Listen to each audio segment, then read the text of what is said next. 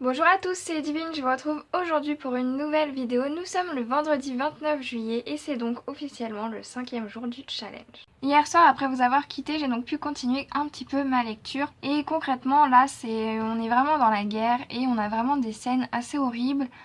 Des démembrements, des personnes défigurées, on a les bombes, les armes, on a vraiment, voilà, on est en plein dans la guerre. Léa n'y échappe pas malheureusement. Donc je me suis fait un petit papier histoire de pas oublier d'ici ce matin. Donc elle commence réellement à comprendre ce qu'est la guerre, mais juste après on arrive directement en pleine guerre, on a vraiment des scènes donc horribles comme je vous le disais. Et donc c'est à la page 162 que Léa vit sa première scène de guerre. C'est la panique totale, tout le monde quitte Paris, il n'y a plus personne à Paris. Malheureusement dans les petits villages c'est exactement la même chose, tout le monde s'en va, il y a des morts partout, des chevaux, des chiens, de tout. Elle a la chance de croiser en route vers Montillac son meilleur ami d'enfance, Mathias. Il était en route pour aller vers Orléans et arrivé à Orléans, il n'y avait toujours pas son régiment. Et ensuite elle croise François Tavernier et là ça m'a bien fait rire parce que dès le soir même elle se fait déflorer si vous voulez. Et lui qui est amoureux d'elle, après l'avoir fait le matin, il se demande si elle l'aime et il se dit non, de toute façon, si ça avait été un autre garçon un peu vraiment beau, là elle l'aurait fait avec n'importe qui. En fait depuis le début Léa c'est un peu, voilà, c'est un corps facile. C'est ça qu'il dit, François Tavernier, si je ne me trompe pas, c'est le terme que l'auteur a choisi. Un corps facile et c'est vrai que elle aime plaire aux garçons mais là pour sa première fois du coup elle l'aurait fait avec n'importe qui. Donc c'est un peu voilà, j'ai pas du tout ce souvenir là de ce personnage. Donc là où je me suis arrêtée hier soir, ils quittaient leur maison qu'ils avaient prise pour la nuit parce qu'il y avait des bombardements sur le village, donc ils ont dû partir précipitamment. Pour l'instant Léa et Camille, donc la femme enceinte, sont encore avec François Tavernier. Je sais pas s'ils vont arriver à bon port avec lui ou non, je m'en souviens plus. Dans tous les cas je vous dis ça un peu plus tard. Pour ce qui est du défi d'aujourd'hui, donc le 5e, je dois choisir le casting d'un de mes livres favoris s'il était adapté au cinéma. Je vous ai donc choisi 5 acteurs que je choisirai pour 5 personnages différents pour le livre Les Vampires de Chicago de Chloé Neil aux éditions Milady. Alors voici le défi numéro 5. Si un de tes livres favoris était adapté au cinéma, quels acteurs souhaiterais-tu voir au casting?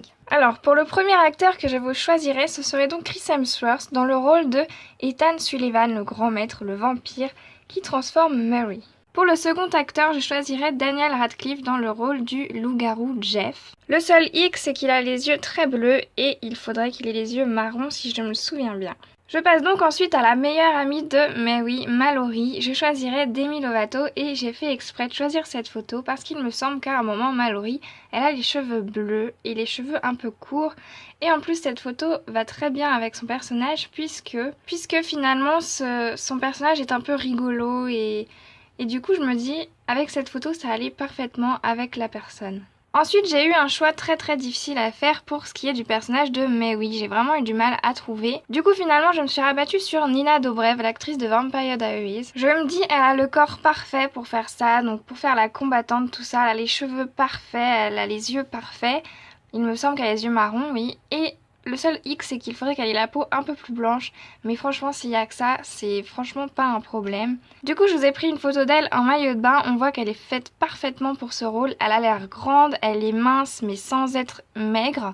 Et du coup, elle est parfaite, je trouve, pour le rôle de Mary. Ensuite, j'ai eu beaucoup de mal aussi pour ce personnage. Ce serait donc le personnage de Catcher, donc le sorcier un peu musclé qui sortirait avec notre chère Mallory. J'ai donc choisi un peu par dépit parce que je n'ai pas trouvé d'autres acteurs qui pourraient aller dans ce rôle, c'est donc Vin Diesel. Je me dis que ça pourrait aller parce qu'il a les muscles, il a la tête chauve et il a un peu la carrure que je me fais de Catcher. Seulement voilà, je l'aurais mis encore un petit peu plus beau, hein, mais bon, tant pis. Voilà pour ce qui est de mes idées personnages pour mon casting des Vampires de Chicago. Vous avez lu le livre et que vous avez voilà d'autres idées de personnages, n'hésitez pas à me les faire parvenir. Peut-être que vous aurez trouvé les acteurs que moi je n'ai pas réussi à trouver.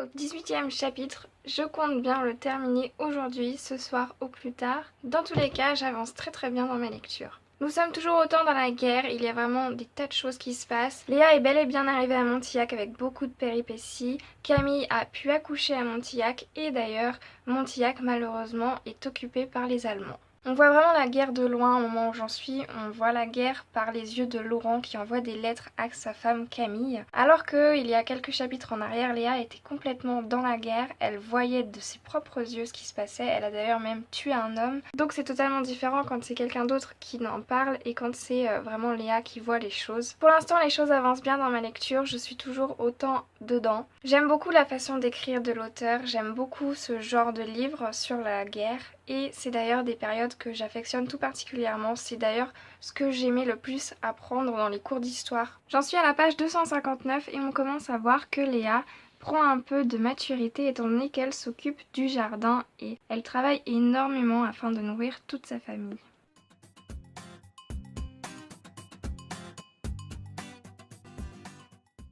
Très tard, j'ai malheureusement pas eu le temps de lire de la soirée.